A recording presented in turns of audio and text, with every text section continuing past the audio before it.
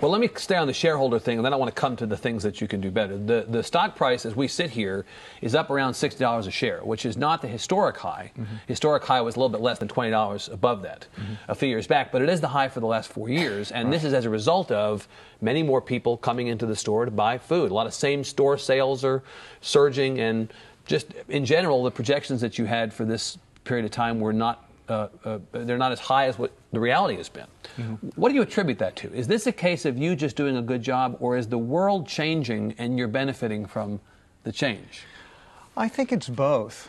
I think our most recent great financial performance has its roots in the recession, when America went through the Great Recession. And our company, for the first time in our 30-plus year history, we actually saw our same-store sales decline.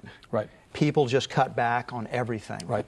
And Whole Foods wasn't the only company that felt it. Of course, food is recession-proof in theory. We all have to eat. Yes. So why was your stuff not recession-proof? Because you don't have to buy a $30 bottle of wine. You can buy a $6 bottle of wine. Yeah. So people were just cutting back. People were trading down. Yeah. And they weren't buying the same types of food they were buying before. Yeah. As they were just economizing. So you've benefited then from the comeback of the economy, from the comeback of the stock market. So this surge in the stock price is at least partly related to external forces. Well, what happened is we went into that recession. We had to kind of reevaluate who we were and what we were trying to do. And we really got very conscious on value then. We really have come out with a lot of really strong value, lower priced items for our customers, and we think that's really helped. Yeah. We've also gotten more discipline in our managing our capital expenditures for new stores and managing our cash better. That recession helped us really get back to managing our business on a tighter basis. Now, the big stores that I've been in all over the country are not just supermarkets in the traditional sense in that they have food, but you have a whole array of things that are non-food items in the store, from cosmetics to clothing, right? I've always wondered if that stuff does as well, given the amount of space it takes up in the stores, as the food does. It doesn't. So why do it? It's a good question. We're having that argument internally right now. Are you? You want me to come in and give you my point of view on that? I might have to bring you in as a consultant. Well, I'll do that. Because you can see where I stand on it. I mean, we experiment with things, and some things work and you do more of it, and some things fail and you do less of it. One of the secrets to our success is our company continues to rapidly evolve.